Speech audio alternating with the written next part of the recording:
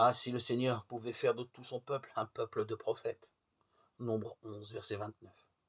Moïse était très humble, l'homme le plus humble que la terre ait porté, dit le livre des Nombres 12, verset 3, au point qu'il ne prenait pas ombrage des succès d'autrui. Josué lui-même, le fidèle collaborateur, s'en étonnait.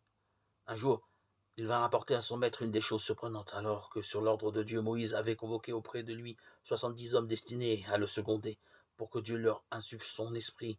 68 se présentèrent à l'appel, mais 2 ne se déplacèrent pas et restèrent dans le camp. Ils s'appelaient Eldad et Médad. L'histoire ne dit pas quelle était leur motivation. Dieu fit ce qu'ils avaient dit, et les 68 nouveaux collaborateurs de Moïse se mirent à prophétiser. Mais voilà qu'Eldad et Médad en firent autant, là-bas dans le camp, rien d'étonnant après tout. Dieu avait bien fait ce qu'il avait dit. Prévenu, Josué s'inquiéta. Moïse, mon maître, arrête-les. Chapitre 11, verset 28. Sous-entendu, le pouvoir risque de t'échapper.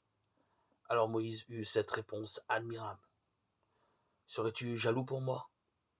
Ah, si le Seigneur pouvait faire de tout son peuple un peuple de prophètes. Quel était donc le secret d'une telle tranquillité d'esprit? Sa passion pour sa mission, tout simplement. Son œuvre de libération et d'éducation du peuple que Dieu lui avait confié importait plus à ses yeux que son amour propre. À notre tour, si nous considérions toute mission comme un service, ne serions-nous pas contents de voir grandir le nombre des serviteurs de notre Maître?